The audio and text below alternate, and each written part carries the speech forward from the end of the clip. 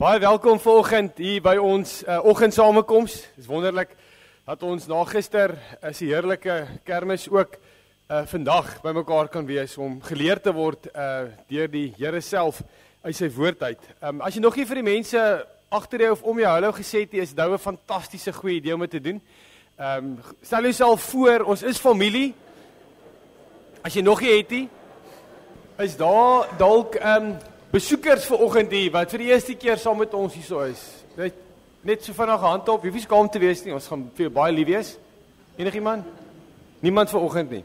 Okay, en as jy op die internet saam luister, mag die Here ons regtig ryklik seën. En gepraat van verwelkoming, ons het ook nuwe lidmate en ek gaan vir Bram vra om nuwe lidmate te verwelkom.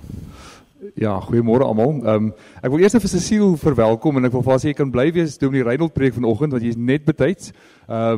Sy kom al die pad van Stellenbosch af en eintlik wil ek sê sy is een van daardie mense wat eers 'n lidmaat was en toe kom haar attestaat hier aan. Sy is al baie lank betrokke by die gemeente en ingeskakel by 'n GF. Sy het ook familie in die gemeente. Sy sit langs hulle. Maar Cecile gou opstaan asseblief dat ons kan sien. Cecile is 'n audioloog. So vir al die mans wat dalk hardhorend is, julle kan gerus daar by haar draai gaan maak. En dan Chart van Wyk en Dunay Deetlefs. Ek het julle nou nie gesien nie.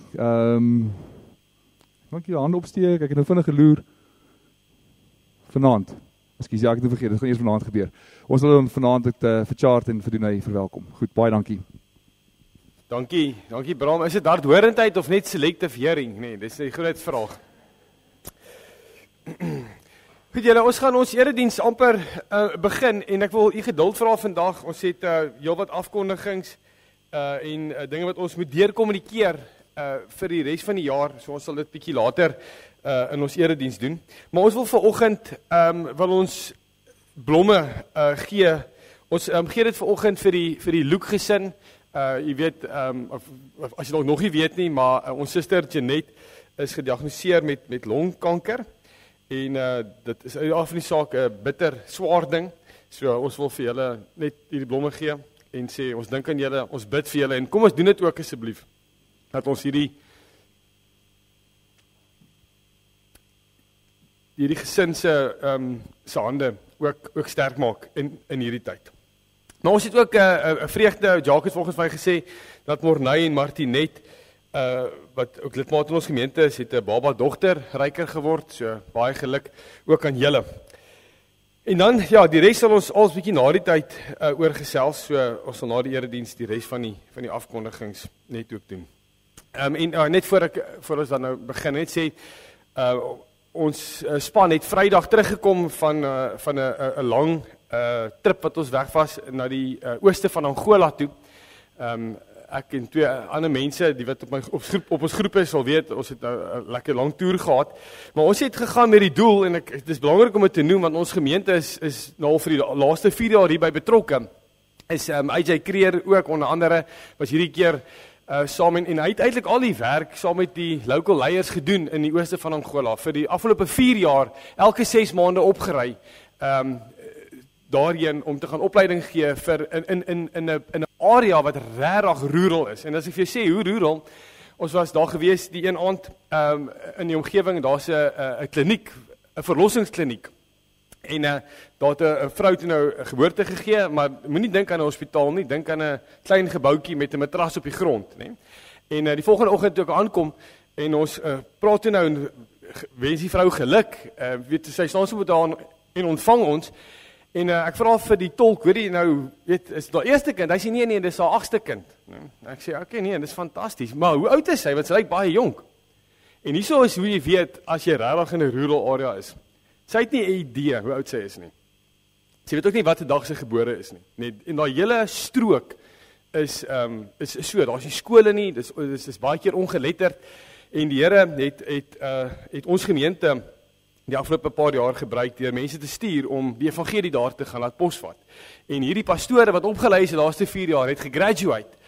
So hulle sistematiese teologie klaar gemaak en deur die genade van die Here is daar al 59 kerke geplant in daai strook in die ooste van Angola tot by Kazompo. En ek dink dit is ons sê in Harvesters, dit is 'n prysreport, nee. Ons wil die Here loof en dank daarvoor en sommer net dankie sê vir almal se gebede wat saam met ons gegaan het daartoe. So, maar dit is wonderlik om terug te wees, en om vanoggend die woord van die Here te bedien aan hierdie gemeente is altyd 'n groot voorreg. My maag is sommer weer lekker aan die gang vanoggend van die spanning. Is anders, né? Is ek weet nog 'n ding noem. Is anders, mense is voorberei hier. In Afrika as jy daar sit op 'n Sondag, dan kom die pastoor en sê, hoorie, kom saam met ons kerk nie, en jy preek vanoggend. Okay, so jy moet altyd enetjie in die mou hê, nee, wat jy kan gebruik. Maar vanoggend wonderlik om hier te kan wees. Goed. Gemeente, ons gaan ook ouderling bevestig vanoggend vir Martin Jacobs, en dit sal ons bietjie later doen. Kom ons begin, dan bid ons saam, en ons bid net die Here se seën af op dit wat vandag gaan gebeur. Hemelse Vader, wat 'n voorreg om as familie vanoggend U te kan aanbid, om voor U te kan kom staan, en toe kom sê, Vader, ons is hier, want ons hele wese smag na U. Elkeen van ons wat hier sit vanoggend is hier omdat ons in die liggaam is, en omdat ons 'n belydenis het dat Jesus die Here is. En dis die grootste enkele rede hoekom ons bymekaar is, om in hierdie verhouding wat ons met U het, wat U vir ons laat gee het, deur Jesus Christus, om dit te kan vier, om saam bly te kan wees oor ons verlossing in die Here, maar ook met mekaar, Vader, mekaar te kan skouers skuur, te kan hoor wat gaan aan in die gemeente, te kan vra dat ons kan bid daarvoor. En Vader, wil U asseblief hierdie twee verhoudings wat ons vanoggend het, ons gesprek met U en U gesprek met ons, wil U dit seën? Wil U ons lei dat ons ons gedagtes 'n bietjie sal rustig maak oor dit wat gebeur het in hierdie week wat verby is, dit wat dalk voorlê, ons is dalk opgewonde vir iets, of ons het dalk spanning oor iets, en mag ons vanoggend deur ons hele erediens, mag ons U stem hoor, wat sê ek is met julle al die dae tot die volëinding van die wêreld, en dat ons in daai belofte sal vashou. Vader, dankie dat ons hierdie dinge kan bid, en dit van U kan afsmeek, in die wonderlike naam van Jesus Christus ons Here. Amen. Gemeente, saam met al die ander gelowiges wat reg oor die wêreld in God se koninkryk is, kom ons vanoggend en ons sê dat ons hulp kom van die Here wat die hemel en die aarde gemaak het. Genade en vrede vir julle, liewe gemeente. Dit kom van God ons Vader, deur sy Seun Jesus Christus en deur die kragtige werking van die Heilige Gees. Amen. Gelowiges, ons gaan nou vanoggend, die Here het ons geseën, sy guns en goedheid rus op sy gemeente, en ons kan dan nou nie anders as om terug te antwoord daarop nie, en kinders, dit is wat 'n erediens is, erediens is 'n gesprek tussen ons en die Here. So ons het ons gesê, Here, ons is afhanklik van U, en die Here sê, ek seën julle, ek is met julle. Nou wil ons die Here se naam groot maak, en ons gaan dit doen met die sing van lied 215, vers 1, 2, 3, 4 en 5, dis beurtsang. V staan vir vrouens, A staan vir almal, en M staan vir mans. En dan sing ons al 5 hierdie verse, en dan gaan ons bly staan, dan gaan ons saam ons geloof bely, en ek gaan die geloofbelydenis doen, tot en met die gedeelte wat ons oor die Heilige Gees bely. En dan lied 260 is 'n pragtige beruiming oor ons geloofsbelydenis, en vers 7 tot 11 gee 'n persoonlike uiting aan wat ons glo oor die Here.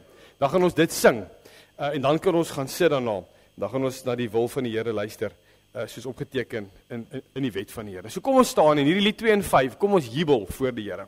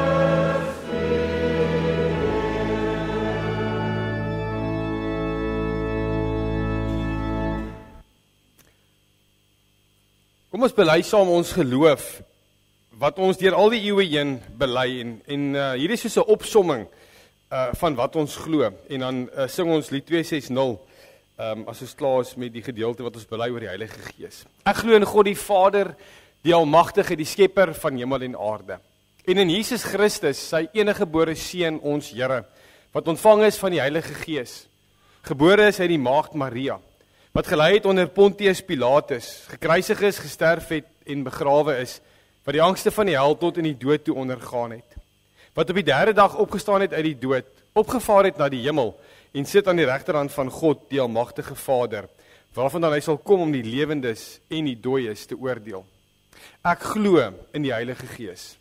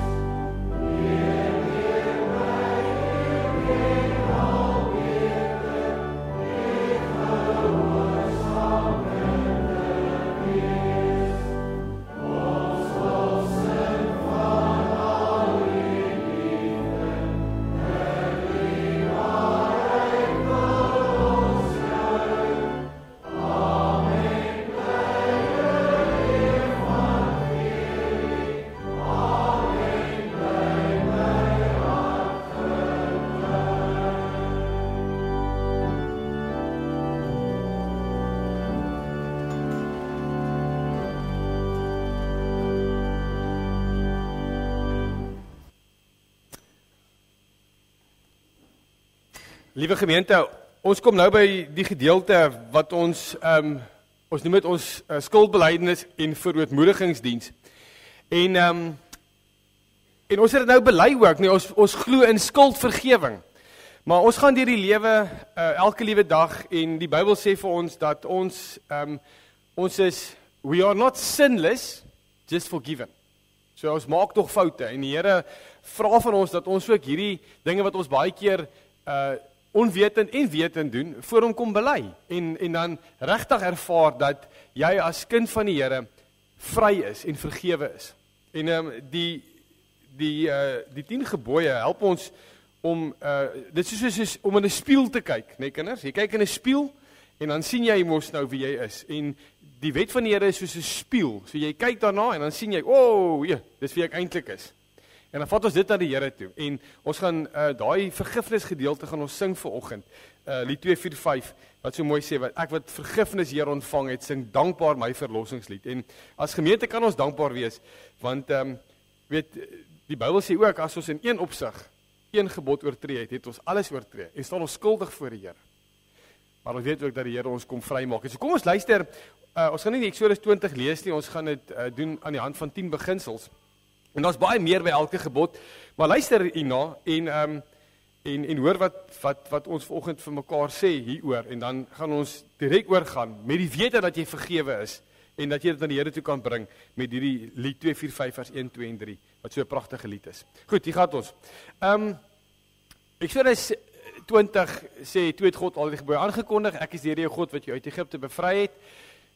Jy mag naas my geen ander gode hê nie. Nee, God is nommer 1 en die Here is die enigste God. Hy het my so lief gehad dat hy sy seun gegee het om my te red en te verlos. Daarom duld ek geen ander gode in my lewe nie en kies ek om vir hom te lewe volgens sy wil. Is dit waar van jou lewe? Nommer 2. Gaan oor suiwere aanbidding. Afbeeldings van God. Mensgemaakte rituele en wettisisme trek my weg van God af. Daarom kies ek om hom in gees en waarheid te aanbid en te dien volgens sy woord en wil. Ek lewe in 'n lewende verhouding met die lewende God in Jesus en onder leiding van die Gees. Die Here se naam. Sy naam is heilig en as Christen dra ek sy naam. Nee, ek is 'n ambassadeur van die Here. Daarom wil ek so lewe en praat dat ek alles in sy naam doen en sy naam eer. Ek is 'n ambassadeur van die koninkryk van God. Is dit waar van jou lewe? Nommer 4. Het gaan oor die ritme tussen werk en rus. Ek werk voluit en rus genoeg op die regte manier tot eer van die Here. Daarmee saam het ek gereelde spesiale tyd met God in sy teenwoordigheid. Dit gebeur in my spesiale tyd met die Here, huisgodsdiens, my gesin en ook wanneer die gelowiges bymekaar kom. Nommer 5 gaan oor gesag, eerbied en orde. Ek respekteer die gesag wat die Here oor my aangestel het, of dit ouers, die regering, leiers of baase is. Ek lewe ordelik en met selfdissipline.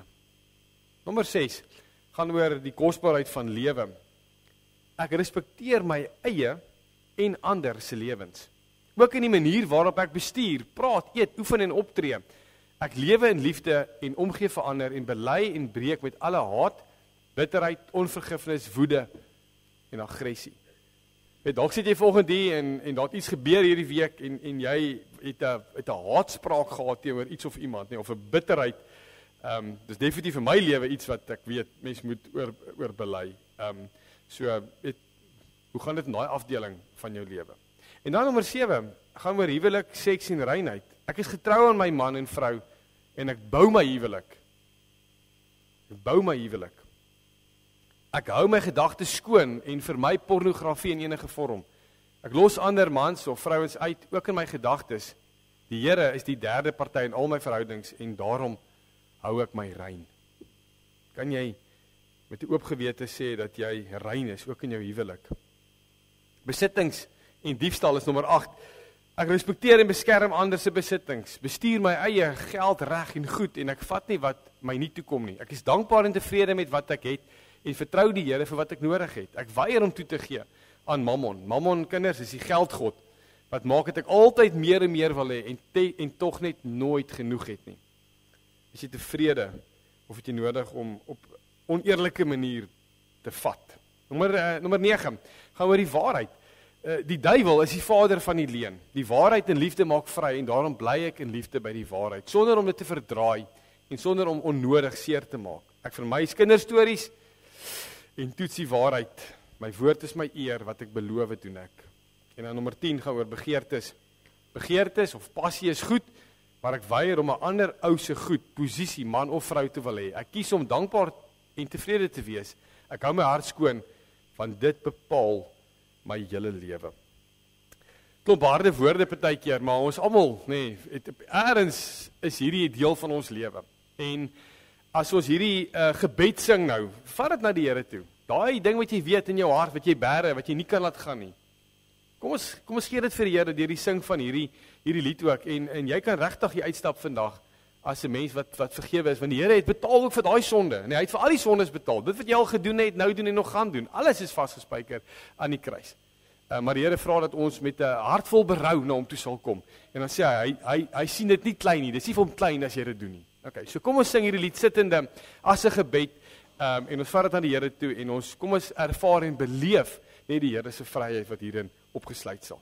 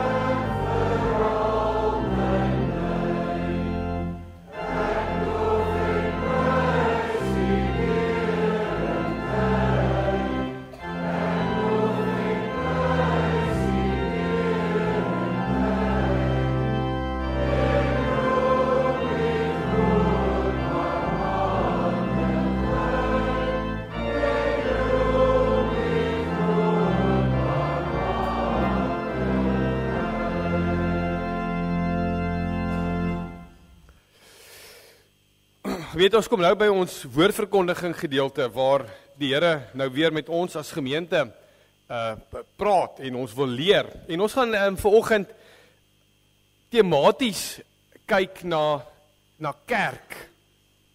Weet ons is in 'n beroepingsproses. Ons hoop en bid dat daar nog 'n dominee in ons gemeente toe sal kom en so ons kerk wat dit betref gaan ook in 'n nuwe seisoen in. En of ons gemeente en daarom so belangrik dat ons net weer onsself herkalibreer. Nee, dis 'n mooi woord, herkalibreer oor kerk. Nou die katekismes, ons gaan daarmee begin vanoggend, Sondag 21. moet ons vir mekaar lees, want dit is so mooi en effektief geskryf. Maar Sondag 21, vraag 54 en 55. En ons het dit nou bely en gesing ook van die kerk, maar wat glo jy is die vraag van die heilige algemene Christelike kerk? Wat glo jy van die heilige algemene Christelike kerk? En die antwoord wat ons bely is, dat die Seun van God uit die hele menslike geslag vir hom 'n gemeente, wat tot die ewige lewe uitverkies is, deur sy gees en woord, in die eenheid van die ware geloof, van die begin van die wêreld af, tot die einde toe, vergader, beskerm en onderhou, en dat ek daarvan 'n lewende lid is, en ewig sal bly. Kyk, dis die een definisie, dis die antwoord daar, en dan, die volgende vraag, vraag 55, vraag, wat verstaan jy onder die gemeenskap van die heiliges? Ten eerste, dat die gelowiges, almal saam en elkeen afsonderlik, as lede met die Here Jesus Christus gemeenskap en aan al sy skatte en gawes deel het. Ten tweede, dat elkeen verplig is om sy gawes gewillig en met vreugde tot nut en saligheid van die ander lede aan te wend. Okay. Dit wat ons bely. Nou kinders, as dit dalk 'n bietjie groot woorde is vir julle vanoggend, ons sal dit nou uitpak met prente op die bord, dan gaan jy mooi verstaan wat hierso staan. Nou ons skrif gedeelte, en ons sê, ons kyk tematies daarna, so ons gaan 'n klomp gedeeltes kyk vanoggend, maar jy kan jou Bybels oopmaak by Efesiërs, ons gaan Efesiërs 1 gaan ons nou aanhaal ook, maar net vandag Efesiërs 1, vers 22 en 23, wat sê, ja, aan hom het God alles onderwerp, hom bo alles verhef, en hom aangestel as hoof van die kerk. Die kerk is sy liggaam, die volheid van hom wat alles in almal vervul. En dan hoofstuk 2 vanaf vers 11 tot 22 wat so mooi verduidelik wie ons was en wat die Here ons nou gemaak het en hoe daai skuif plaasgevind het eintlik van verlorenis na dat ons eintlik nou die tempel van die Heilige Gees is en van die Here is. Maar kom ons lees vanaf vers 11 tot 22. Hou dan in gedagte wat julle vroeër was. Van geboorte was julle heidene en julle is onbesnedenis genoem deur die wat hulle self die besnedenis noem. Al is die besnydenis net mensewerk aan die liggaam. In die tyd was julle sonder Christus, uitgesluit uit die burgerskap van Israel, ver van God af, sonder deel aan die verbonde en die beloftes wat daarmee saamhang, sonder hoop en sonder God in die wêreld. Maar nou is julle een met Christus Jesus. Julle wat vroeër ver van God geleef het nou naby God gekom deur die bloed van Christus. Christus is die vrede, is ons vrede. Hy wat die twee Jode en nie Jode een gemaak het. Deur sy liggaam te gee, het hy die vyandskap afgebreek, wat vroeër soos 'n muurskeiding gemaak het. Die wet van Moses, met al sy gebooie en bepalings, het hy opgehef, en deur vrede te maak, het hy in homself die twee Jode en nie Jode tot een nuwe mensheid verenig. Deur sy dood aan die kruis, het hy 'n einde gemaak aan die vyandskap, en die twee met God versoen, en tot een liggaam verenig. Nes, hy praat nou oor die Jode en die nie Jode, wat nou eintlik een is, nee, want hulle almal wat glo is in Christus een. Toe hy gekom het, is vers 17, toe hy gekom het, het hy die goeie boodskap van vrede gebring. Vrede vir julle wat ver van God was, vrede ook vir die wat naby was. Deur hom het ons almal, Jode en nie Jode, deur die een gees, vrye toegang tot die Vader. Nou, hy beskryf eintlik kerkwees hierso vir ons. Julle is dis nie meer ver van God af nie, nie bywoners nie, maar medeburgers van die gelowiges en lede van die huisgesin van God. Julle is 'n gebou wat opgerig is op die fondament van die apostels en die profete. 'n Gebou waarvan Christus Jesus self die hoeksteen is. In hom sluit die hele gebou saam en verrys dit tot 'n heilige tempel vir die Here, in wie julle ook saam opgebou word as 'n geestelike huis waarin God woon. Nou julle, as mens wil iets wil leer van die kerk, dan is hierdie twee boeke, Efesiërs en Kolossense, is die twee boeke om na toe te gaan. En net hierdie laaste twee verse, vers 21 en 22, in hom sluit die hele gebou saam en verrys tot 'n heilige tempel vir die Here, in wie julle ook saam opgebou word as 'n geestelike huis waarin God woon. Nou gemeente, julle sal sien vanoggend ons tema is kerkwees 111. Nou toe ek op universiteit was was ons vakke so gekode, nee, jy het leer 111 of Grieks 111 of Nuwe Testament 111 en dan in jou tweede jaar is dit 211 en derde jaar 311. So 111 beteken dis die basics, nee, dis die ons gaan net fondasie lê vir oggend en dat ons net weer onsself herkalibreer.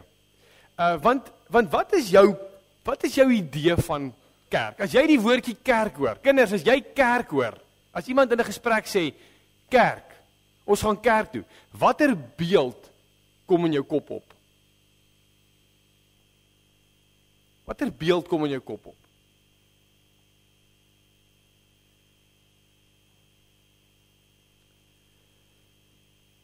Daar moet 2 ons wees, hoor, woord.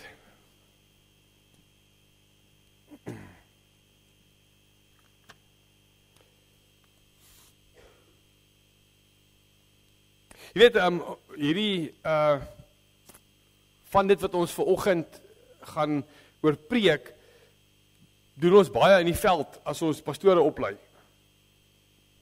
Want ons almal, of maak nie saak wat 'n kultuur jy kom nie, het 'n sekere prentjie, het 'n sekere beskouing van wat die kerk is.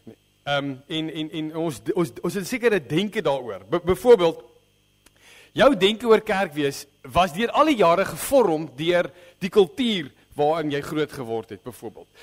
Die tyd waarin jy groot geword het, byvoorbeeld. Hoe jou ouers jou groot gemaak het, wat hulle jou geleer het, nee. So jou prentjie is gevorm deur kultuur, deur die tyd, sosiale media, tendense, televisie, al daai goed vorm ons beeld wat ons het oor kerk. En ons dra daai prentjie saam met ons. Dit bepaal jou beeld oor 'n bepaalde saak, nee, hoe jy dink daaroor en wat in jou gedagtes aan die gang is baie keer ook hoe jy dit uitleef dan, omdat jy so groot geword het.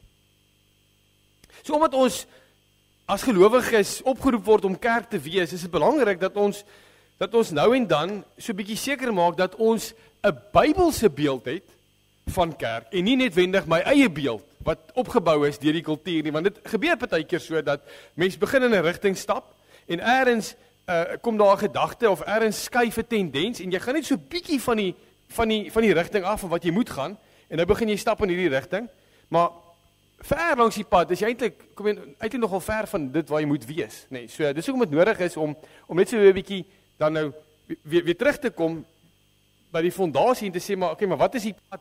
Wat is die Bybelse pad? En ons het nou vanoggend mooi dinge gelees hier in Efesiërs al klaar daarvan. So kom ons draak eenvoudig vanoggend en ons kyk wat sê die Bybel, nee, daaroor. Hoe kan ons dit uitpak dat ons 'n prentjie in ons kop kry van wat dit is? En gemeente, verstaan tog, mens kan nie alles in een preek sit nie. So ons het sekere elemente gekies en ons gaan daarby stil staan vanoggend, maar uit die aard van die saak praat die Bybel baie meer daaroor.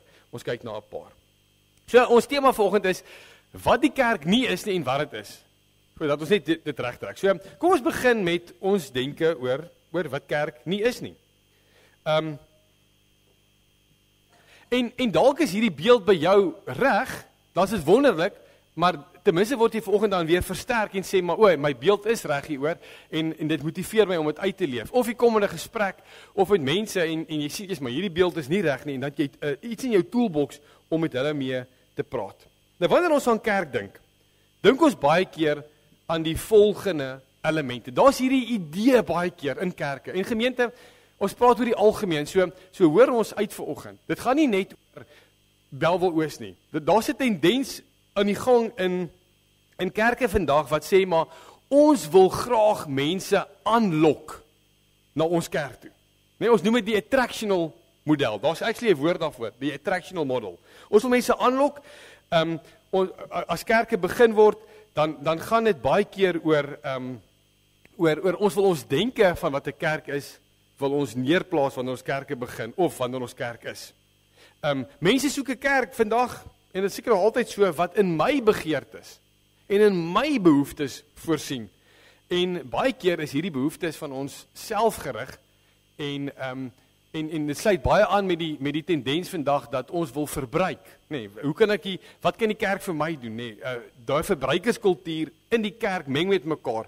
En dan is ons siening of behoefte wat ek het van 'n kerk en wat ek wil hê die kerk vir my moet wees, is baie keer selfgerig en nie noodwendig Bybels gerig nie. Net nog steeds inleiding. Vir baie mense is die kerk iets wat met hulle moet gebeur.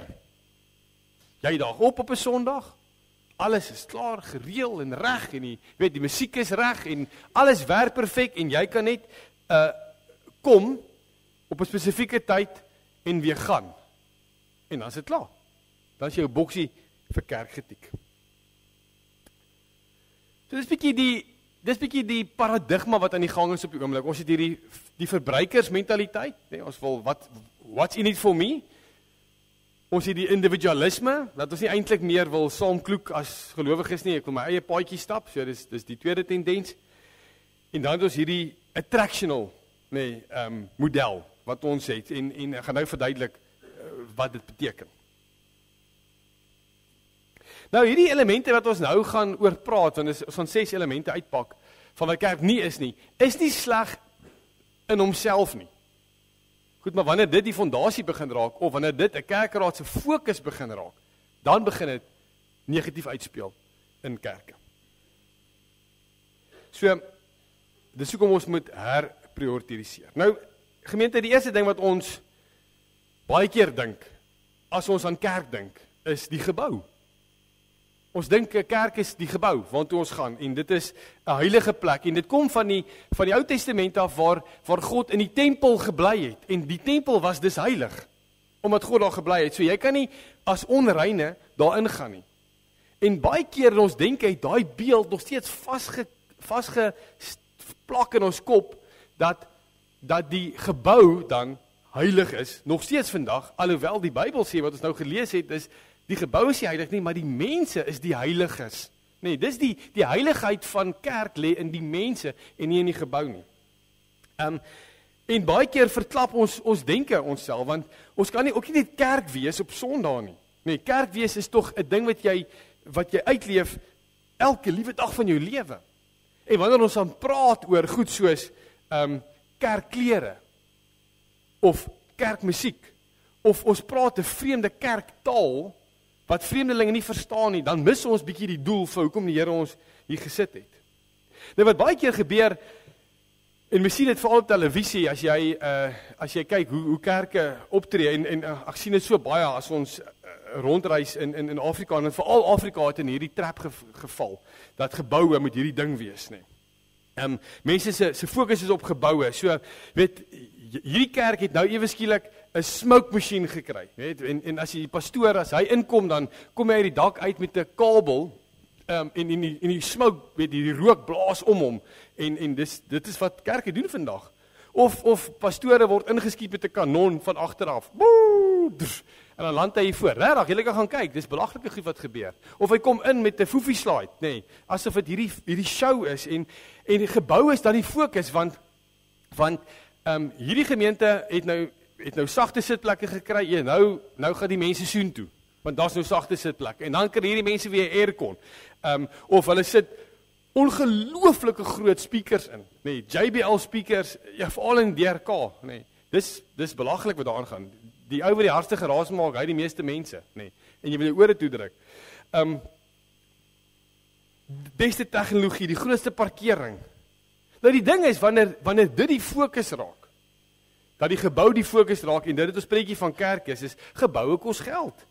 Nee, en wat baie keer gebeur met kerke, is kerke maak skuld, om geboue te kan doen, of om groot goeders te kan insit, sodat mense kan bybly by die tendens. Ek praat nie oor onderhoud nie, ons praat oor, om by hierdie attractional model, van ek mense kan lok na my kerk toe, met die volgende beste ding. Dan moet jy baie skuld maak, en dan moet jy die skuld afbetaal. En as jy die skuld wil afbetaal, het jy mense nodig, wat hulle sakke oopmaak. En dan kan jy nie vir hulle goed sê wat hulle nie wil hoor nie, want anders gaan hulle in die volgende kerk toe. Verstaan jy? So nou begin dit 'n ding raak, nou moet jy hulle nog streel ook, en asseblief bly net hier, want ons het nou hierdie skuld aangegaan om hierdie luukse ding in te sit wat ook al is. So kom ons hou daai perspektief. Dis die een ding, dit moenie 'n fokus wees nie, maar baie keer dink ons daaraan. Of personeel, of mense, nee. Baie mense, en ons het onlangs gesien, met 'n sekere kerk, hoe hulle sondes op die lappe gekom het, maar 'n groot fokus baie keer by kerke is personeel. Celebrities, ons het 'n celebrity band, of ons kry 'n celebrity pastor, nee, dominee, wat kom, en ons moet hom ook betaal, en hierdie ou drink net sparkling water, nee, hy's bietjie hoër as die ander. Of hy het 'n persoonlikheid aan hom. Nee, ek hoor nou die dag van 'n, en dit is belaglik, van 'n storie wat in Angola was, waar die pastoor deur die ouderlinge op 'n troon ingedra is in die kerk in. Okay? Want hy kan nie op die hy kan nie saam met die heiliges op dieselfde mat stap nie. So hy moet ingedra word, nee, want hy's 'n celebrity. En die mense wat baie keer gebeur is, die fokus raak op die pastoor of die dominee of die band. En die fokus is nie op Christus wat dit moet wees nie. Dit is wanneer die klem te veel jou aangedink word. Of as mense sê, ek gaan kerk toe want dis die beste band wat daar speel, nee. En dan word ons entertain. Want die kerke word baie keer 'n entertainment business. Ekskuus vir die Engels, julle, dis ek bied hierdie so baie aan in Engels. So vergewe my vanoggend asseblief daarvoor. Okay, so of jy kry dit dat mense ook sê, nee, ons gaan na dominee so en so se kerk toe. Ja, van julle, ons dink weird oor hierdie goed, want die Bybel het nou net gesê, maar dis Christus wat die kerk vervul. Maar nou sê ons gaan na dominee so en so se kerk toe, en of mense sit 'n groot poster op met die pastoor se gesig voor die kerk, want dit is so en so ministries, of so en so kerk, en dan begin dit baie keer die fokus raak, wat dit nie moet wees nie. Baie keer gaan dit vir ons baie keer net oor getalle. Ons kerk is vol, en is lekker. Solank die mense moet net kom, want dan is dit lekker by 'n kerk. Dan is ons meet kerk wees aan getalle baie keer. En dan dink ons is suksesvol. Of begrotings. Nee, die begroting moet klop. Baie kerke, daar's 'n spot daaroor met 'n sekere kerkdenominasie in ons land wat sê, maar weet dit gaan net oor gee. Jy moet net geld, dit gaan net oor geld heeltyd. Die budget moet klop, nê. Nee. En soos ek sê, baie kerke maak skuld om alles wat hulle dan wil doen in stand te hou. En dan moet jy regtig net vir mense sê wat hulle graag wil hoor, anders gaan hulle na die volgende kerk toe.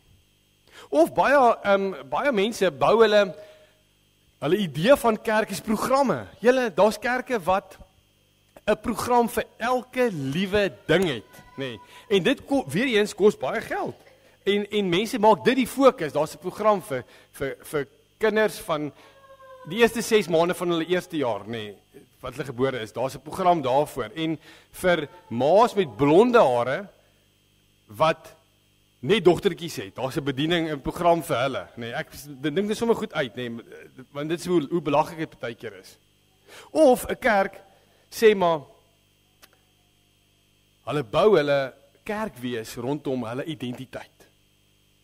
Ons is die NG Kerk. Ons is die gereformeerde kerk. En dit is die hoogste en belangrikste ding van kerk wees is heel eerste die naam as wat ons nou gelees het wat kerk eintlik is. Nou hierdie is elemente, gemeente, wat as dit die fokus is, dan raak dit die verkeerde fondasie en dan belemmer dit ons prentjie van kerk wees. En onthou hierdie woord, ons noem dit die aantrekkingsmodel. Nee, mense wil aangetrek word, wil so gemaklik as moontlik wees en baie keer is hierdie woorde wat jy hierso sien vlees gedrewe. En Paulus waarsku ons hierteen. As hy in 2 Timoteus 4 praat hy oor en jy sien dis alles na binne gerig. Wat kan ons doen om vir onsself dit gemakliker te maak in die kerk? Watse programme kan ons doen vir ons? Wat kan hoe kan ons budget klop? Ons, heeltyd ons, my wat baie terugkom by hierdie tendens van verbruik. Kyk die prentjie? Né? Kyk die prentjie. Dit is nie wat in Efesiërs staan in elk geval. Okay. So, en Paulus waarsku dat hy sê ek beveel jou vir God en vir Christus. En hierso gaan dit oor mense wat regtig vir hulle mense bymekaar maak om net te sê wat hulle graag wil hoor. En nie bereid is om ook te praat en goed oop te maak en te sê, hey, sonde byvoorbeeld. Nee, baie kerke preek nie sonde vandag nie. Hulle kan dit nie preek nie want mense sê ek is nie sondig nie. So dan gaan hy na 'n ander kerk toe. Maar kyk wat skryf Paulus, hy sê, ek beveel jou voor God en voor Christus Jesus, wat die lewendes en die dooies sal oordeel, ek beveel jou met die oog op sy koms en sy koningskap, verkondig die woord. Hou daarmee vol, tydig en ontydig, weerlê, bestraf, bemoedig, deur met geduld onderrig te gee. Dis die opdrag, en dan sê, want daar sal 'n tyd kom, wanneer die mense die gesonde leer nie meer sal verdra nie. Nee, hulle gaan hulle eie gedagtes wil vat, hulle sal hulle eie begeertes volg, en vir hulle leermeesters bymekaar maak, wat net sê wat hulle graag wil hoor. Hulle sal die waarheid nie wil hoor nie, en hulle tot verdigsels wend. Nee, verdigsels is storieetjies, ander goedjies.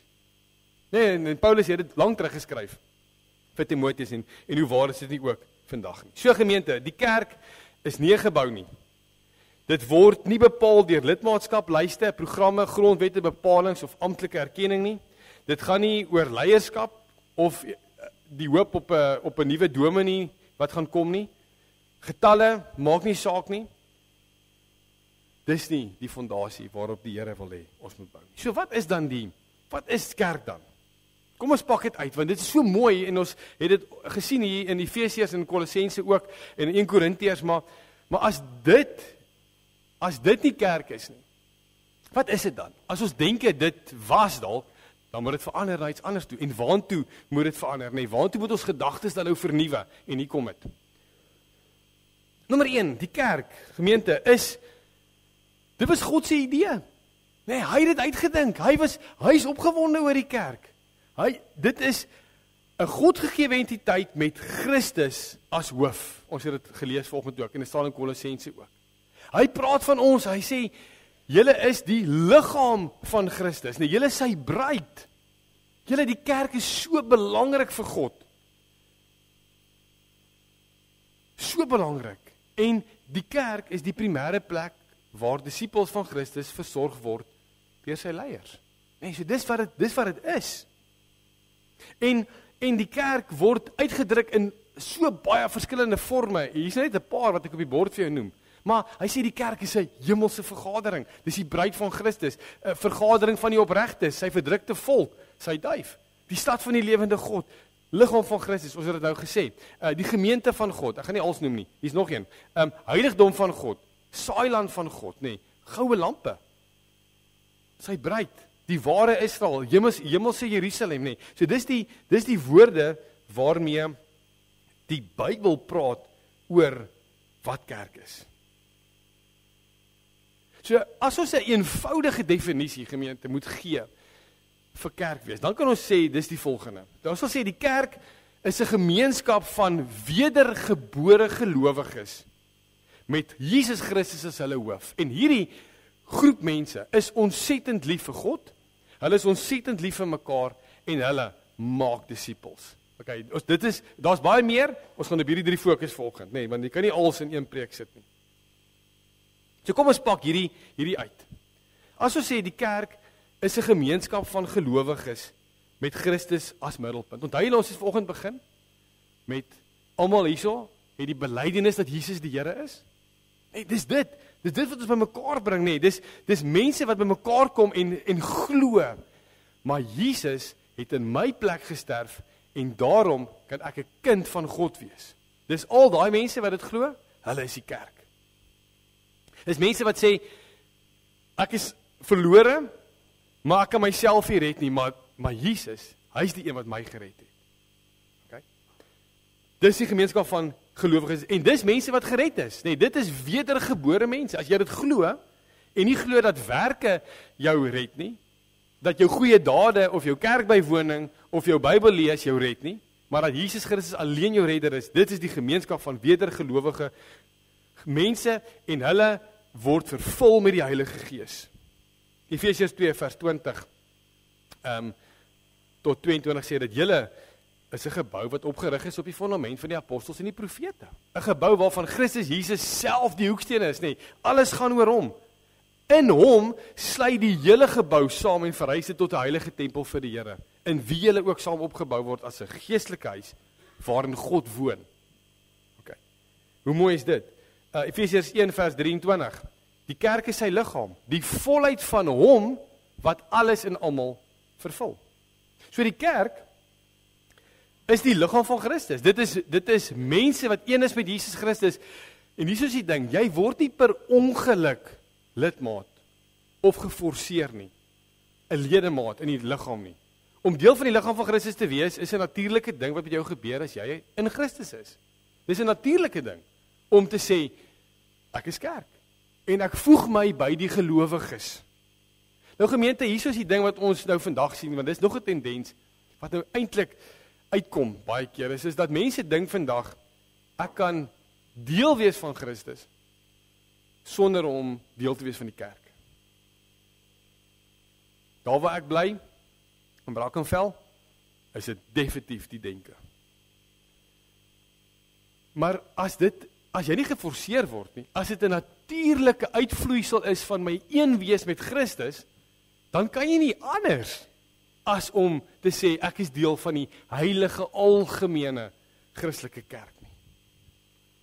So dis iets wat natuurlik met jou gebeur.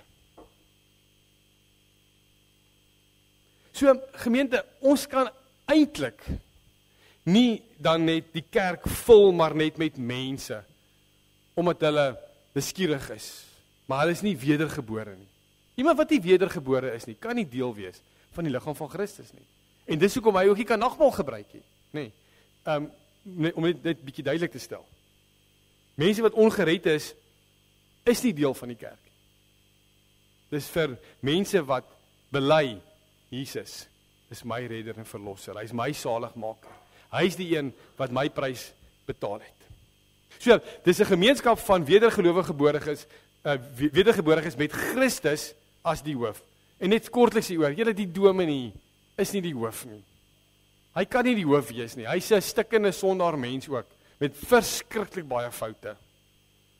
Hy het 'n bepaalde gawe wat hy uitleef in die gemeente. Maar hy's nie die hoof nie. Die kerkraad is ook nie die hoof nie. Ja, Christus regeer deur die kerkraad.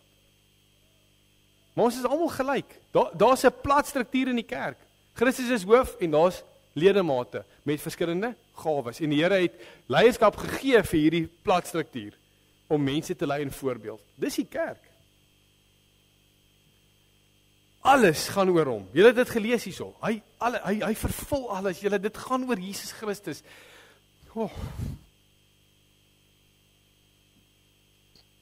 As ons sê alles is vir hom en deur hom geskep, dan is die kerk ook. En hy is die een wat ons fokus raak, nê.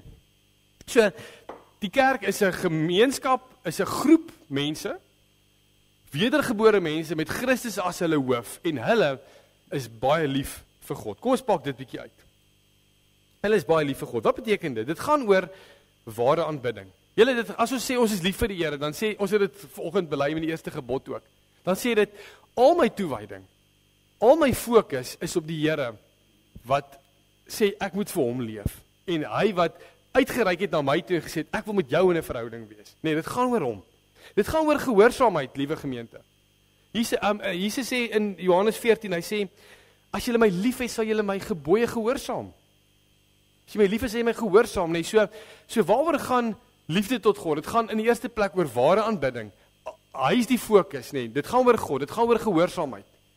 En dit gaan oor om te getuig. Julle, ons vergeet hierdie been so baie, want wat baie keer deel van ons denke oor kerk was, dat dit 'n kom sit so geleentheid is. Maar dit is nie. Want as ons regtig uitverkoop is aan die Here, en hy sê, praat oor my, preek oor my, getuig oor my, dan is getuienis 'n uitvloeisel van my liefde vir God. En wat is getuig? Getuig is om, jy's 'n oog en oor getuie van dit wat jy ervaar en beleef van wat die Here doen in jou lewe. Jy vertel net jou storie. So lief, dis 'n groepgemeenskap, dis 'n gemeenskap van gelowiges met Christus as die hoof en hulle is lief vir God. Wat beteken liefde vir God? Ware aanbidding, gehoorsaamheid, getuig. Okay, dis die 3 dinge. Maar dit maak ook, as God ons Vader is, dit maak dit ons ook familie. Dis hoekom ons eintlik praat van my broer en my suster, want in Christus wat ons aangeneem het, is ons Vader, is ons familie. Dis hoekom hierdie 'n familiebyeenkoms is. As jy mooi daaraan dink. Maar dit is ook 'n groep mense wat verskriklik lief is vir mekaar. So dis 'n gemeenskap van gelowiges, van wedergeborenes met Christus as die hoof, lief vir God, beteken 3 dinge vir vanoggend, maar ook lief vir mense. Lief vir mense in die kerk. Daar's party mense sê 86, ander sê 70, mekaar tekste in die Nuwe Testament wat sê hoe ons kan uitdrukking gee aan ons geloof deur vir mekaar lief te wees. Hier, gelowiges, maar nie net vir ons as kerk nie, vir die koninkryk se kerk. Nee, die heilige algemene Christelike kerk dra mekaar se laste, bid vir mekaar, vergewe mekaar. Hulle praat ook van soen mekaar, maar ons moet dit nog uitfigure. Maar dit is 'n liefde vir die mens, is 'n eienskap van die kerk, na binne, maar ook na buite. 'n Liefde vir mense wat nie die Here ken nie, wat ons nie wil hê moet verlore gaan nie. En daarom kan ons sê, as ons na die drie-eenheid kyk en ons sê, God die Vader, God die Seun, God die Heilige Gees, en ons verhouding met God, en ons liefde vir hom gaan oor ons familie wees, dan gaan ons verhouding met mekaar, in die voorbeeld van Jesus, gaan oor dienaars. Johannes 13, Jesus hy is gekom om ons voete te was, nee, hy het gekom om ons met sy lewe te dien, en dit maak, as hy sê, volg my, dat ons ook dienaars moet wees, liewe gemeente. Ons moet mekaar so lief wees, en mekaar so dien, dat mense sal sê, ja, ek sien vir Jesus Christus in jou, in hoe jy my dien. En dit vat opoffering, dit vat so baie opoffering, om dit te doen. Maar ons voorbeeld is Jesus, wat in die Filippense sê, wat ons juis kom dien het met sy lewe, en hy het ook opgeoffer, en ons volg hom, want ons is lief vir hom.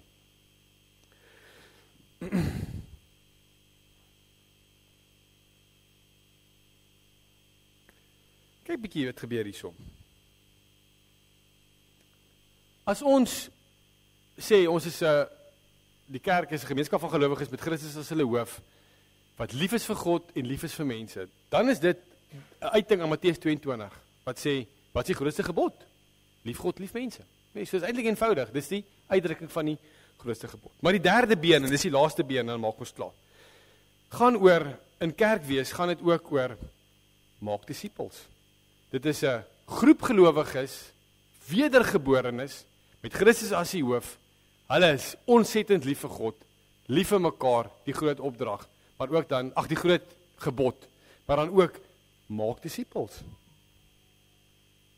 Julle, die kerk, en ons beklemtoon dit so baie in ons opleiding, word dan die kwekery vir volgelinge van Jesus. Dis waar disippelskap moet plaasvind. Dis hier waar gelowiges deur die woord en deur mentorskap geleer word om na die beeld van Jesus te vernuwe. Maar nie net van die prediking se kant af nie, ook in ons verhoudings met mekaar. Is ons nie net disippels wat volg nie, maar ons is disipelmakers, nee, dis mense wat ander mense ook in 'n verhouding met Christus inbring en hulle dan leer om hom te volg. Dis hier waar ons leer, nie net hier nie, in die kerk. En die kerk is nie net op Sondag nie, die kerk is die hele tyd. Jy is die kerk, so daar waar jy is jy kerk. Maak daai notaatjie, dis belangrik. Dis hier waar ons leer om Jesus te volg. En die so mooi dan, want die kerk word dan die plek ook waar ons kan foute maak. En kan eerlik wees daaroor. En dit kan bely en sê maar, hey, kom ons gesels bietjie hieroor. Wat sê die Bybel? Hoe kan ons dit regmaak? Hoe kan ek jou help om weer op die pad te kom? Nee, dit is wat kerk moet wees. Nie 'n plek waar ons voorgee dat niks fout is nie. Of dat ons almal alright is nie, want ek weet, ek ken julle stories. Ek ken my eie storie. Niemand van ons is alright nie. Niemand. Want die kerk is mense. So, disipelskap dan beteken gehoorsaamheid aan die groot opdrag. So ons het die groot gebod, die groot opdrag. En disipelskap gaan ook oor gehoorsaam wees. As ons sê, as Jesus sê, as jy my liefhet, sal jy my gebooie, of sal jy my gehoorsaam, aan my opdrag te wees. En as die groot opdrag dan is, waar die Here vir ons sê, Matteus 28, gaan dan na al die nasies toe, maak die mense my disippels, doop hulle in die naam van die Vader, die Seun en die Heilige Gees, en leer hulle om alles te onderhou wat ek julle beveel het, en onthou ek is met julle. Dan is dit deel van die Here se opdrag. Nee, is absoluut deel daarvan. En kyk bietjie wat gebeur nou, as ons hierdie ding doen, want nou, as ons praat oor die Heilige Gees, dan staan daar in Handelinge 1 vers 8, maar julle sal krag ontvang wanneer die Heilige Gees oor julle kom, en dan wat is die volgende vers? En julle sal my getuies wees. Nee, so die Heilige Gees is wat ons bemagtig, om dan juis hierdie getuienis te wees, na binne en na buite, om disippels te maak, om disipelmakers te wees. Dit is die kerk se groot opdrag. En hoe doen ons dit? Hoe doen ons dit? Ons doen dit deur te getuig. Disipelskap is, ek getuig oor wie Christus is, die Heilige Gees werk in daai persoon se hart, as dit die Here se wil is. Wat maak ons met daai persoon, as hy tot oortuiging kom dat Jesus die Here is? Ons verenig hom in die kerk. Nee, dis die plek. En wat gebeur in die kerk? En die kerk moet dan die opleidingsentrum wees, vir hierdie persoon wat net tot geloof gekom het, om Jesus te volg. En wat gebeur dan as daarna is, hy word weer uitgestuur om wat te doen? Om te gaan getuig. Nee, dis die loop wat moet gebeur. So gemeente, en hierdie is so belangrik, as ons praat van kerkgroei, en hierso gaan ook nou net so een harde dingetjie neergelê word vir oggend. Ons is so dankbaar vir mense wat trek Kaap toe. En is wonderlik, want hulle het 'n geestelike tuiste nodig. Maar gemeente, as ons eerlik moet gaan kyk na ons statistieke, dan skuif ons eintlik maar net stoele rond van een kerk na 'n ander kerk. Ons is nie besig om regtig hierdie opdrag na te kom dat die koninkryk daarbey bydra in terme van nuwe siele in die koninkryk. Verstaan julle? Ons skuif stoele van die gereformeerde kerk Hartbeespoort na gereformeerde kerk Bellville-Oos. Maar daar word nie nuwe stoele bygevoeg nie. En as ons verder kan gaan, en ons gaan kyk na ons denominasie, dan is ons op 'n slippery slope wat dit betref. Ons is nie besig om te groei nie. Kerk oor die algemeen is nie besig om te groei nie, wat sê dat ons dalk nie gehoorsaam is aan die groot opdrag nie, want as dit die Here se resep is vir kerk wees, dan kan ons die volgende afleiding maak. Wat sê? Evangelisasie, dis so eenvoudig, dit is om te getuig, plus disipelskap, is gelyk aan kerkgroei. Dis die 1+1 sommetjie. So die vraag moet wees, hoe groei ons die koninkryk? En nie noodwendig die kerk nie.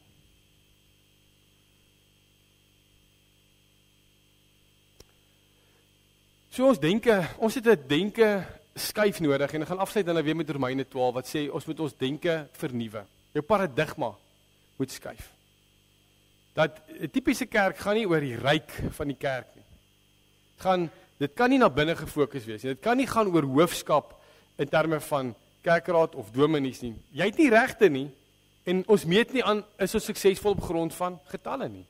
Die Bybelse kerk gaan oor die koninkryk. Daar is 'n na buite gefokus. Dit gaan oor dienaarskap. Ons het voorregte, en is dit Bybels? Is ons gehoorsaam aan wat die woord sê? So ons maak klaar. Die kerk is 'n instelling van God, liewe gemeente. Dalk weet jy dit. Dis die plek waar gelowiges koinonia, gemeenskap moet ervaar. Die kerk het 'n missie ontvang van Christus. En hierdie missie is siele, nuwe mense wat in die koninkryk moet kom. So dis nie so seer dat die kerk 'n missie het nie, maar eerder die missie, God se sending, het 'n kerk, en hy gebruik die kerk om die koninkryk te bou. Bietjie 'n praktiese ding in hierdie slot. As my perspektief skuif, dan gaan dit nie oor voel ek welkom en gemaklik in die samekoms nie. Maar hoe help ek dat ander welkom voel in die samekoms? Nee, Paulus skryf daaroor. Dis met gasvryheid. As my denke skuif dat kerk anders is as wat ek normaalweg gedink het dit is, dan nou kritiseer ek nie meer nie, maar ek moedig aan. Ons steek ons hand op, ons was voete, ons deel ons geloof. As jy regtig oortuig is dat Jesus die Here is, dan wil jy jou geloof deel. En hierso is die ding, ek het dit nou gesê, en dit is die heel laaste skyfie. As dit ons fondasie is, as Bellville Oos kan sê, maar hey, hierdie is vir ons belangrik. Ons wil 'n gemeenskap van gelowiges wees. Christus is ons hoof. En ons is lief vir die Here. Beteken 3 dinge. Aanbidding, ware aanbidding, gehoorsaamheid, getuig. Ons gaan so lief wees vir mense dat mense moeg raak vir ons liefde. Nee, liefde vir mense. Ons gaan disippels maak. As dit die fondasie is, as dit die fokus is, as dit die kerkraad se fokus is, gemeente, dan kan die ander goed daarna bykom. En ons doen dit ook met kerkplanting. As ons praat oor kerkplanting, as ons praat oor 59 kerke wat in Angola se ooste geplant is, dan sê ons vir die pastore, begin hier. En dit kan jy onder 'n boom doen, dit kan jy in 'n klaskamer doen, begin hier, want dan kan jy later, as dit die basis is, dan kan die res van die dinge bykom, wat nie verkeerd is. So as jou denke vanoggend uitgedaag is, en jou prentjie van kerk was anders as wat ons vanoggend hier gesê het uit Efesiërs uit, dan wil ek vir jou vra, wil jy nie bidend gaan oorweeg, om die Here te vra om jou denke oor kerk wees, en wie jy is in Christus, en wat hy van ons vra, wil jy nie dit bidend gaan oorweeg om dit te skuif nie?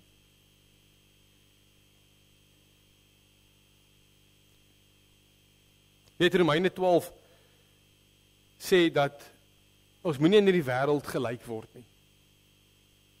En het ons as kerke in Suid-Afrika dalk begin gelyk word met die wêreld? En as dit die geval is, in sekere opsigte dalk, dan is ons gebed, en dan is dit ons kerkraad se gebed, dat ons wil sê, maar Here, vernuwe my denke. Want Romeine 12 sê dat God julle verander, deur julle denke te vernuwe. Terug na die woord toe. En dis wat dit beteken om gereformeerd te wees. Terug te gaan na die woord toe. Terug te gaan en te sê, maar wat sê die Here, hoe moet ons kerk wees? So as ons dalk bietjie gedwaal het in ons gedagtes oor tyd, mag vanoggend se kerk wees 111. Ons net weer bietjie herkalibreer. En ons denke.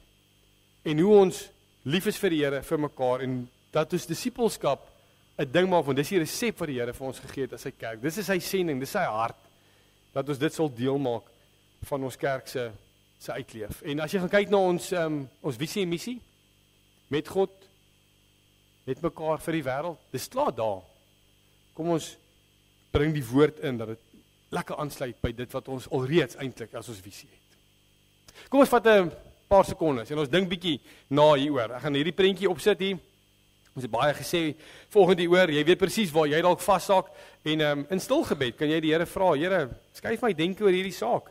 Want dit is so dat mens baie keer gevorm word deur kultuur en tyd. En dan gaan ek vir ons saam bid na 30 sekondes.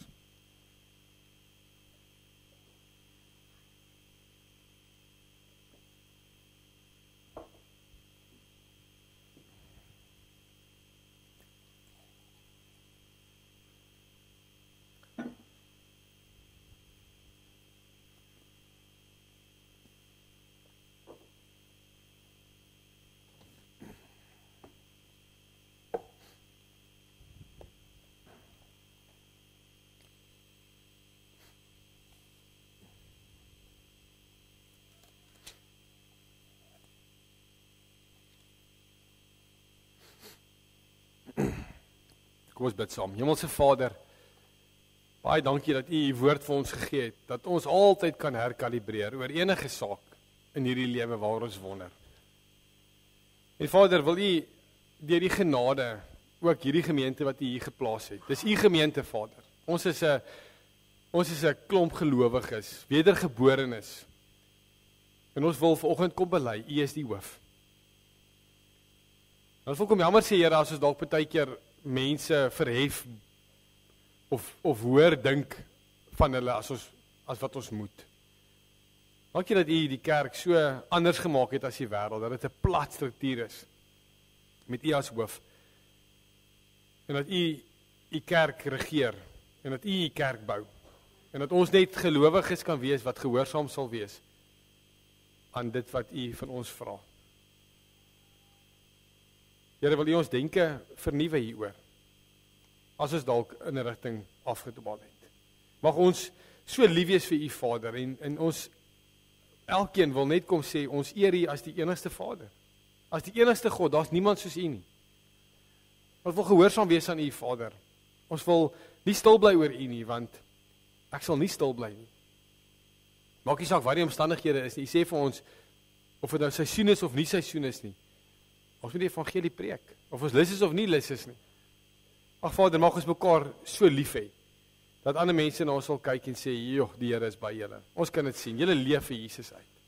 Ag Vader, en mag ons 'n disipelmakende gemeente wees, dat hierdie 'n kwekery sal word vir disippels, wat net meer en meer in U beeld wil vernuwe, meer en meer wil groei, U meer en meer wil ken, en ook ander mense in daai verhouding wil bring, want hulle proe hoe wonderlik dit is. Ons proe Vader, dat om 'n Christen te wees is nie vervelig nie. Inteendeel, om in U wil te leef is wonderlik. Dis vir ons wil wees, en ons sê vir U dankie daarvoor. Dankie dat ons hier dinge van U kan vra vanoggend. Here, ons wil kom bid vir ons ouderlinge en diakens, ook vir Martin wat ons nou gaan bevestig. Vader, wil U hom ook dankie dat U vir hom die gawes gegee het, en mag hy dit regtig uitleef met groot dankbaarheid en met 'n groot passie vir hierdie gemeente wat U gestel het, en mag ons deur sy voorbeeld wat hy stel, mag ons hom wil volg, omdat hy U volg, en as ons hom bevestig volgens Vader, mag hy ook hierdie werk ernstig opneem, en dit sal doen met 'n ongelooflike eer vir U. Hierdie dinge bid ons dan in die naam van Jesus Christus. Amen. Martin, is jy naby? Die Here gee vir sy gemeente is ook gawes, leierskap, en kom ons luister net na hierdie kort bevestigingsformulier vir ouderlinge. Martin kon nie weet hoe ons die vorige keer die ouderlinge bevestig het nie, so sy naam is al menigmale afgekondig as 'n medebroer, en ons wil hom vanoggend dan nou bevestig in sy ampt as ouderling. En net weer vinnig, kinders, luister ook mooi dat julle weet, wat is die plek van 'n ouderling? 'n Ouderling is iemand wat die diens van regering in die gemeente van Christus beoefen. Ouderlinge of opsieners het deurgaans in die apostoliese kerk die gemeente met die woord geregeer en versorg volgens die gawes wat die Heilige Gees gegee het. Ons glo dat Christus mense tot besondere dienste in sy kerk roep om die gelowiges vir hulle dienswerk toe te rus tot opbou van die liggaam van Christus. Daarom rus Christus hulle ook toe met die gawes wat hulle nodig het, nee, so hulle neem leiding in die kerk. As ouderling, Martin, word jy geroep om die gemeente te regeer en te versorg. Hierdie diens word nie net aan 1 of 2 toevertrou nie, maar aan al die ouderlinge saam, wat onder leiding van en saam met die bedienaar van die woord die kerkraad vorm. Om hierdie diens behoorlik te kan uitoefen, is dit nodig dat die ouderlinge die woord van God deeglik ondersoek en hulle in die rykdom van die evangelie verdiep. Nie is in die Bybel, nee, dis wat ek hoor hier. So jou opdrag dan, Martin, saam met die ander ouderlinge, om volgende net weer hieraan herinner te word, is jy moet toesien dat alles in die kerk behoorlik volgens goeie orde plaasvind, dat die woord en sakramente gereeld en suiwer bedien word, en dat die sakramente heilig gehou word. Jy moet daarop let dat die bedienaar van die woord, die ouderlinge en die diakens, getrou en deeglik hulle opdragte uitvoer, en jy moet die bedienaar van die woord met goeie raad bystaan. Jy moet sorgvuldig let op die leer en lewe van elke lidmaat, alle Christene met raad en troos ondersteun, die lidmate wat hulle nie bekeer nie en in hulle sondes voortlewe, moet met die kerklike vermaning en tug opgetree word, en die wat berou het, moet weer in die gemeenskap van die kerk ontvang word. Jy moet veral oor die leer en wandel van die bedienaar van die woord toesig hou, sodat alles tot opbou van die kerk mag strek, en geen vreemde leer voorgedra word nie. Jy moet ook die afvalliges en heidene tot bekering en geloof in Jesus Christus roep, want so vergader Christus sy kerk. Nee, sien baie mooi hierdie 3 wat ons vanoggend genoem het ook. So jy het gehoor wat jou opdrag is, Martin, en wat antwoord jy op hierdie volgende vraag? Is jy in jou hart daarvan oortuig dat jy wettig deur die gemeente van God en daarom deur God self tot hierdie heilige diens geroep is? Glo jy dat die Heilige Skrif die woord van God is en dat dit die volmaakte leer van die saligheid bevat, en verwerp jy alle leringe wat daarmee in stryd is? Beloof jy om jou goddelike opdrag getrou en met ywer ooreenkomstig hierdie leer uit te voer en volgens hierdie leer te lewe? En beloof jy om jou in die kerklike vermaning en tug te onderwerp, as jy miskien in leer of lewe sou afwyk? Wat is jou antwoord, Martin? Fantasties. Mag die alvermoënde God en Vader jou sy genade skenk, Martin, om in hierdie diens getrou en met vrug te kan werk. Wees dan 'n ouderling, ywerig in die regering van die gemeente. Wees soos 'n wagter oor die huis van God. Vermaan en vertroos elkeen na sy behoefte. Gee daarop ag dat die leer suiwer gehou word en dat die gemeente mooi vroom lewe. Wees getrou in jou diens en wees 'n goeie voorganger vir die hele gemeente. Want so sal jy vir jouself 'n eervolle plek in die gemeente verwerf en groot vrymoedigheid in die geloof in Christus en na hierdie lewe in die vreugde van die Here ingaan. En dis die oproep vir die gemeente. En u, liewe gemeente, ontvang hierdie man as 'n dienaar van God. Stel jou gewillig onder hulle toesig en regering, want hulle waak oor u lewe en sal eendag daarvan rekenskap moet gee. Dink aan die ouderlinge, asseblief ook in u gebede. Martin, met hierdie woorde is jy dan bevestig as ouderling. My broer, baie seën vir jou werk hier so in die gemeente en mag jy dit doen met 'n groot ywer vir die Here. Baie dankie.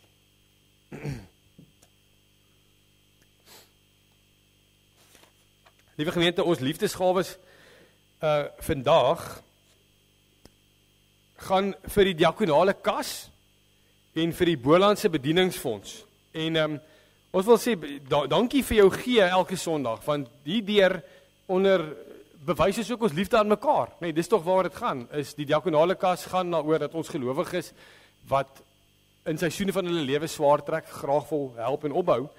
So dankie daarvoor. En die Bolandse bedieningsfonds gaan om in die Boland kerke te versorg en te help wat ook sukkel. So daar is ook ons liefde daar buite, nê. So dis 'n ding wat ons vanoggend voor kan gee. Jy kan dit doen buite as jy uitstap by die sakkies, daar Zapper, jy kan EFT en as mense dit doen, dan doen mense dit met die oortuiging dat die Here vir my baie gee en dat ek iets daarvan kan afstaan vir sy diens, nê, en vir sy koninkryk. So baie dankie daarvoor ook. Kom ons sluit ons familiebeeenkoms af vanoggend met die sing van lied 585. En hierdie lied praat oor die eindtyd. Dit praat oor Jesus wat terug gaan kom en sy kerk by hom gaan neem, nê. So kom ons sing hierdie lied ook met die hoop dat die Here ons volmaak by hom sal hê wanneer hy terugkom met die wederkom. So kom ons staan en sing ons hierdie lied tot eer van die Here.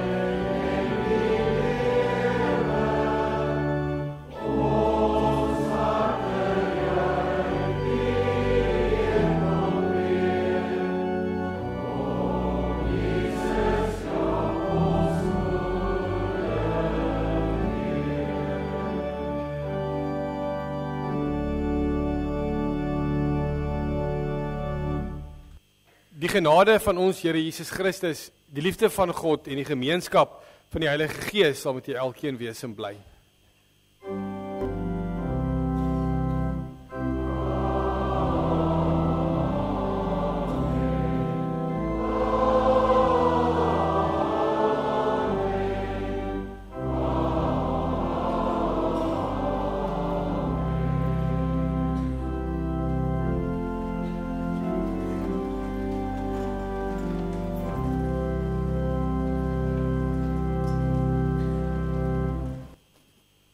Gemeente, kom ons doen net 'n paar afkondigings voor ons hier uit mekaar uit gaan vir oggend.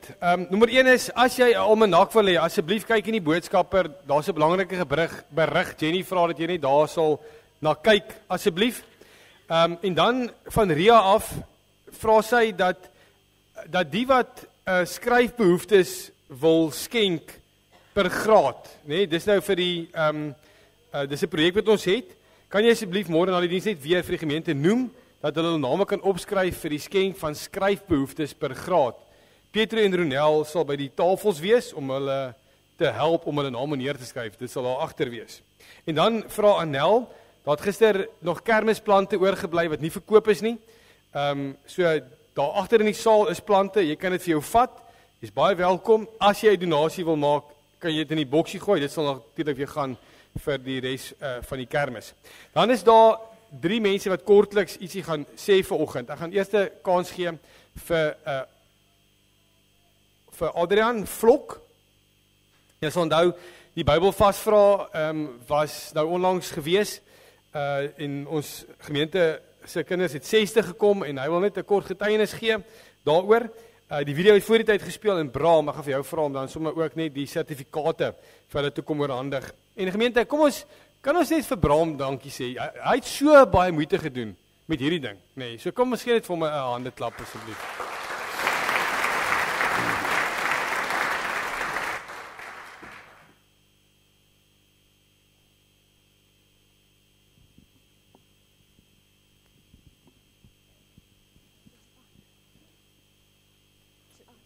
Jy kan maar gooi, Adrian.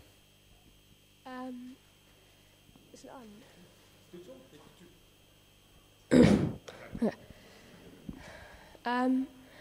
Ek wil net sê, baie dankie vir al julle ondersteuning.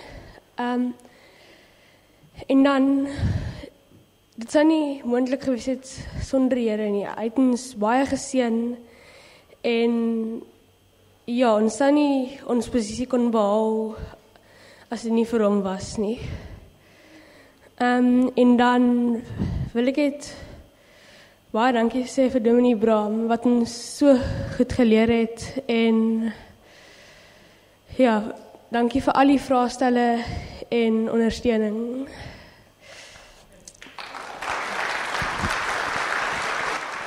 Goed, baie dankie Adrian, ek vraag gou dat jy bly, dat die 2 voetjies na vore kom, en Lies sal gou vore kom asseblief. Ek gaan gou hulle sertifikate vir hulle gee, en hulle het regtig baie hard gewerk. Ek moet sê, daar's nie baie krediet wat aan my kant toe moet kom nie. Dit lê baie by die kinders net 'n idee te gee. Die meeste is skole wat deelneem, dis 'n buitemuurse aktiwiteit wat hulle van die begin van die jaar af doen.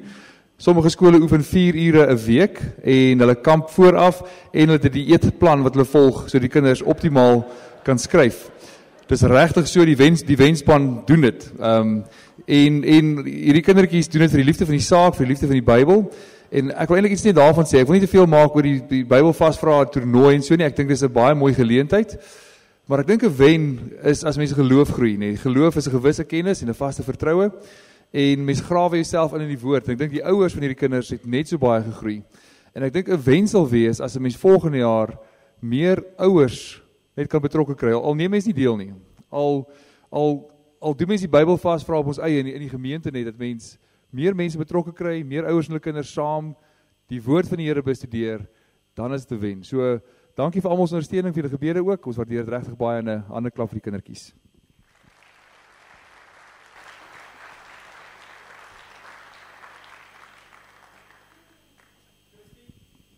En kortliks iets die gemeente uitdaag, en dan Adrian, is jy dan nog? Nou, mikrofoon net hierso. Dankie.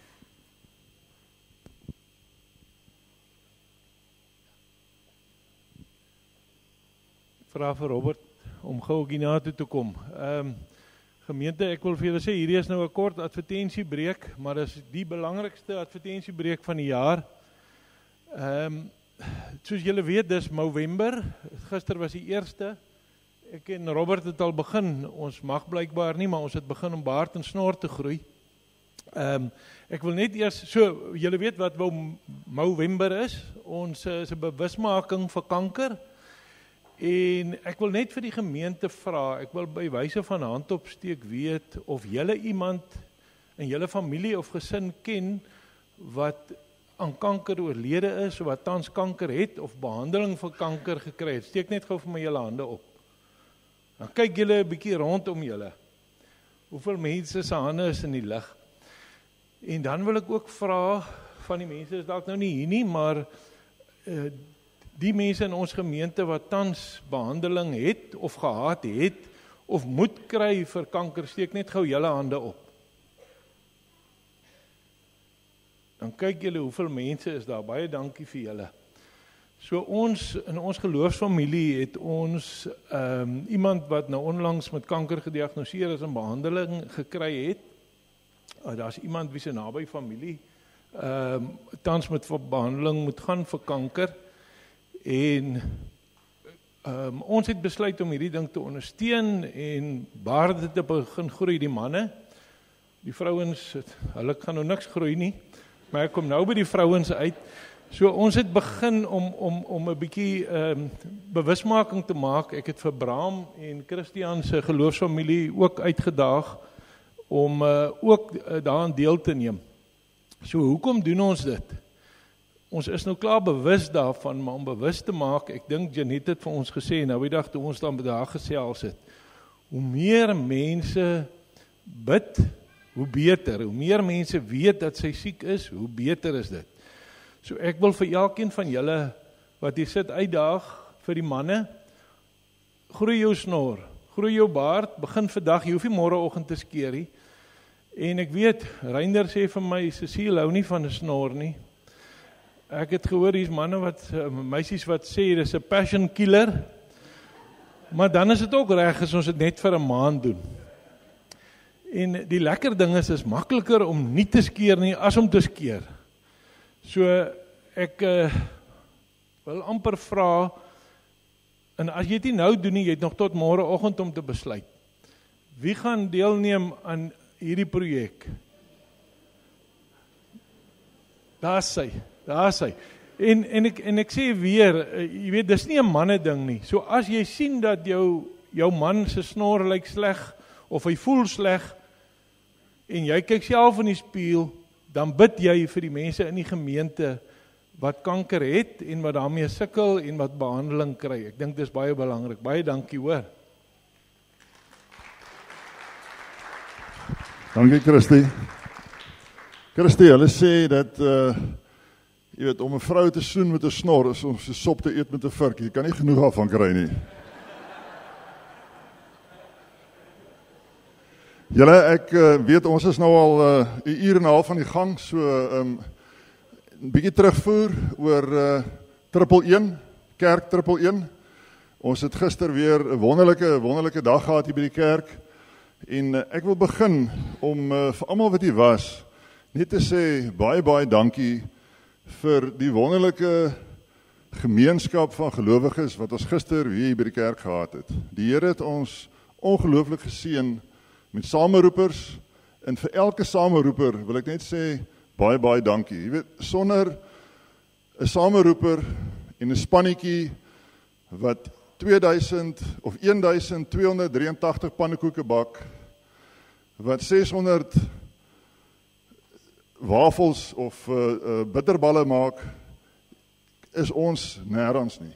Die plantjies wat hier is, die mense wat die naaldwerktafel gehanteer het, die sprankeldrankies, die donasies wat ons gekry het, absoluut fantasties. So ek wil vir elke sameroeper sê, baie dankie vir jou tyd, vir elke lidmaat wat hier was, baie dankie vir die geld wat jy gespandeer het. En nou wil ek ook spesifiek vir die gekke, ek weet nie of julle weet waarvoor die gekke staan nie, dit staan vir gemeente eenheidskomitee, en vir Christine, vir Esma, vir Burger, en ook vir Jenny sê baie dankie vir die ure voor die tyd wat ons gespandeer het om te koördineer, om almal bymekaar te kry. En hierdie wonderlike geleentheid het weer vir ons plus minus R150.000 ingebring. En ons is nog besig om die kontant te tel en ons kon nog nie by Zapper uitkom nie, maar ek dink dit is min of meer die hoeveelheid geld. So ek dink ons kan ons almal self 'n handeklap gee en sê baie dankie daarvoor.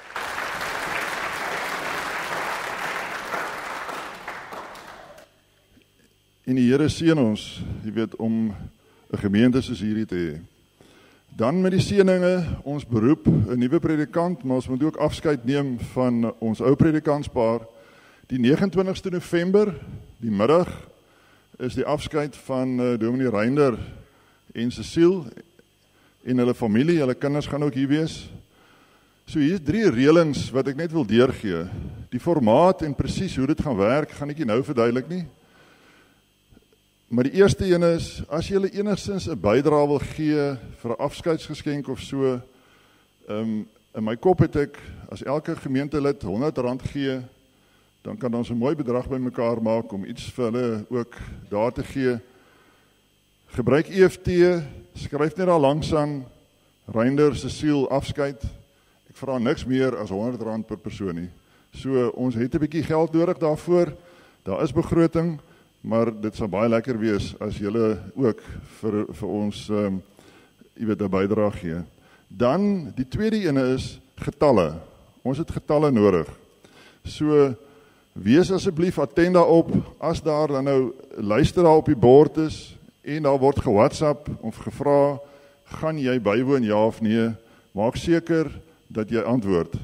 Dat ons die hoeveelheid getalle en die mense wat hier gaan wees, laat ons kan akkommodeer, want daar gaan kos bedien word, daar gaan drank bedien word ensovoorts, so ons wil seker maak dat ons die regte getalle het. En dan 'n derde punt, ons gaan ook via e-pos en via WhatsApp vir julle ietsie uitstuur, as julle iets wil skryf vir Dominee Reinder en vir Cecile, 'n boodskapie, hulle was 25 jaar hier gewees, as julle vir hulle 'n persoonlike boodskap wil stuur, dit gaan 'n persoonlike boodskap wees wat ons dan wil vat en in 'n elektroniese bundel vir hulle saamvat. So ons gaan julle tot die 29ste kans gee en dan gaan ons daarna al hierdie boodskapies bymekaar sit, bietjie verwerk en dit in 'n bundel vir hulle saamgee. So die elektronika help ons deesdae daarmee. So ek kan nou nie vir julle vra skryf vir ons nou 'n stukkie papier en bring dit vir ons nie. As jy nie toegang het tot elektronika nie, hier's baie jong mense wat vir jou gou-gou sal help om die vormpie wat ons vir jou gaan stuur in te vul. So baie dankie en dankie vir almal se ondersteuning. Dankie vir jou preek Reinder vanoggend, kerk wees en kom ons gaan drink tee daar agter en geniet die dag. Katkesasie, ek moet hulle ook nog katkesasie, dis aan klaar of nie? Tot sien julle.